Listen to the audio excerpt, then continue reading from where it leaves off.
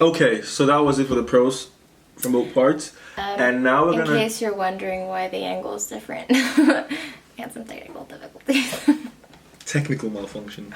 Oh. But we got that sorted out. Now to the cons. So one con, that's a plural, that's a singular of cons. Wow. Yeah. The first con on my part is... The first call on my part. Why did you say it like that? I don't know. But yeah, the first con on my part is... Basically, I feel like you're a little bit of everything, but like a purity of nothing. You know what I mean?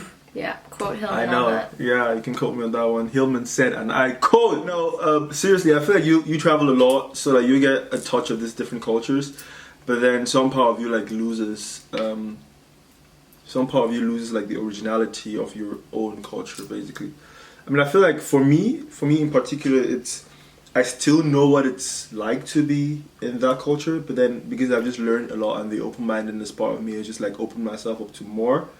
I feel like I allowed more come in and like modify what has already been there, basically. So, for example, a friend of mine was doing a study recently, and he was like trying to find out because the study related how Africans basically relate to like police officials and stuff like that when they're giving witness testimonies. And he was like looking for the way Africans think when it comes to like police brutality and like with the whole scenario. And I was filling out the questionnaire, and I noticed at one point he was looking for he asked the question and was looking for the reply an African would give. Yeah. But because I've lived in different places, I've lived in Europe for a while as well, my reaction has been modified because I've learned it can be better. But then I knew he wanted the African mentality or the African way of doing that, so I had to stop him. I was like, okay, do you want the African way of answering this question, or do you want like the way I would answer it as of Hillman now? And as a result of that, he wanted the African way, so I had to like change it. So I feel like some part of me still knows what it's like to be in the purity of the culture, but then I've just evolved or like learned better, and so like willfully modified the notions which I have, basically. So I feel like it can be like a purity of nothing, but then you still have a knowledge of what the purity is. Yeah. If that makes any sense. Yeah. I mean, it kind of ties into the fact this like everything or nothing principle is also super similar to me never really knowing whether I more or less have the right to consider myself from somewhere where I don't consider myself to be 100%. Like, I can't represent myself as Czech just because I feel home there, because I don't even speak the language fluently or Do you even speak enough the to language? yeah, a little bit, but obviously not enough to like converse. Ano, hezky, prosím, můžu jeden rýzet s citronem? Please comment down below if you know what I said. Okay. No, but for real, so this all or nothing principle becomes super evident when I want to consider myself Czech because I consider that my home, but I don't feel like I have the right to say that since I don't even speak the language. Yeah. And just because I lived there for 8.5 years, I would love to say that that's where I'm from because that's where sentimentally I am most attached to from all the places that I've lived in. But that is also the least part of me in terms of actual being like Czech, you know? Yeah. So I always feel like it's really hard because when people ask me where I'm from, I never really know what to answer, and I cannot consider myself fully any of the places that I will list.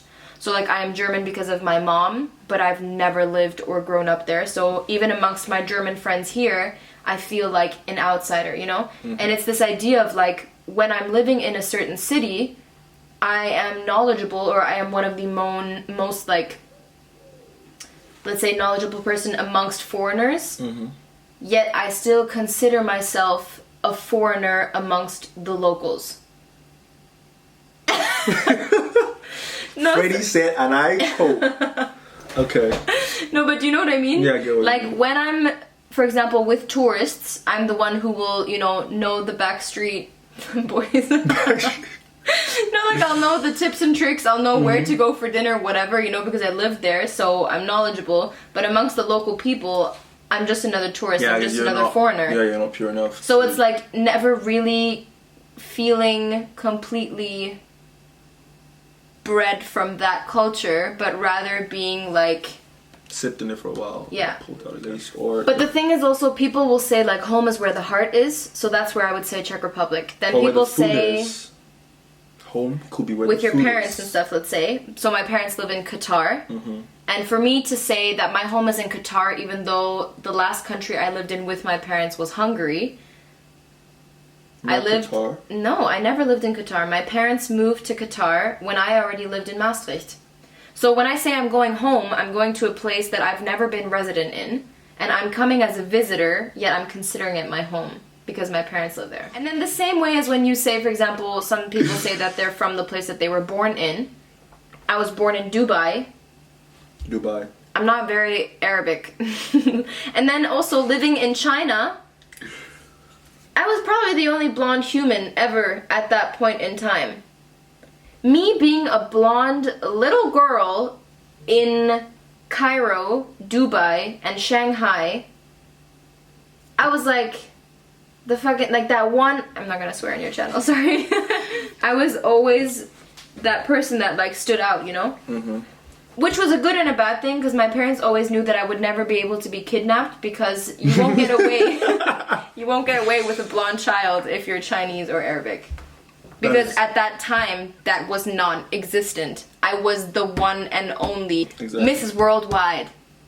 But I feel like that's what many people have. Because I mean, there's this like whole tendency roaming around nowadays of like people not being considered 100% African, or not being considered African enough because they never lived in Africa. Or like that. people who I feel like are mixed race and always have this struggle of feeling like they don't belong into the community, like they're in this overlap, so they don't feel like they're, let's say, African American, or they don't feel like they're Caucasian, just if that's like the mix that we're talking about. Yeah. Yeah. No, but do you know what I mean? Yeah, I get what you mean. Oh yeah, one last point that I have, which was more like an interesting factor. The idea of what it means to be living abroad. Oh yeah. Because when I'm in the States visiting, and people think that I'm American, and I say that I lived in like Europe and everything, they're like, oh, you lived abroad. But for that to be a statement that makes sense, it's only applicable if you live in the States and you go abroad. Or if I am living in Europe and I speak really good English and people think, oh damn, have you spent a lot of time abroad because you speak really good English? They would assume that I would have spent a lot of time in the States. So in relation to Europe, that's going abroad. But then for me, who doesn't have a home base, abroad is a word that is like foreign to me, but at the same time, the word that describes me, because my abroad is in relation to everything, because I don't have something that I'm sprouting from. It's just everything is my abroad or everything is my home. Yeah, no, that makes sense. That's like a world. That's not what I wanted to say. That's yeah, like no, but I mean, for you that's a struggle, but for me, although I don't have that struggle, because abroad is just out of Cameroon, because Cameroon is where I lived, is my home, it's everything. Yeah. But for you, you basically have no home. No, but really, I don't belong anywhere. I'm like a citizen of the world. That is a good thing. Yeah, so it's a good thing, citizen. it's great, but it's also difficult because I would have no idea where to place myself.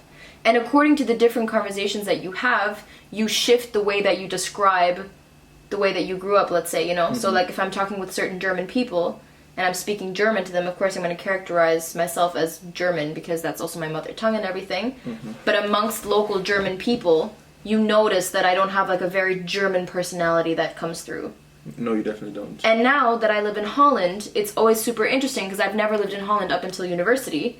So I challenged myself to kind of like attempt to become one with my roots because my dad is Dutch, but not having really spoken the language before, at least comfortably, to then be put into this environment where I am Dutch, but I almost can't consider myself that. It was so important for me to go to university here to try and kind of like revive that part of me and see what it's actually like to consider myself as Dutch, but also feel confident when saying that.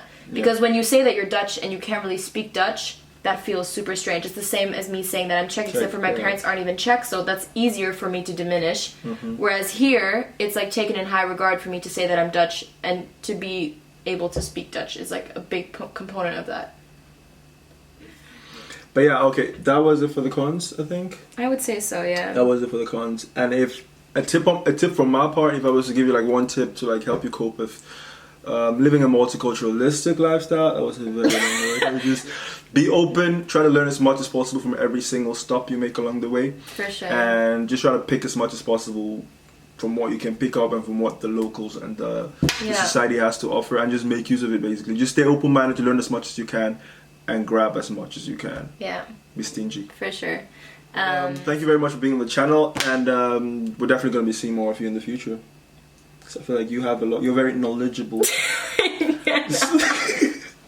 So we're going to be having some more discussions. A really in nice the future. double chin. If you want to zoom back, that's not at all the right word. If you want to and pause it and freeze frame, and then go on my channel and send me the photo. I'm kidding.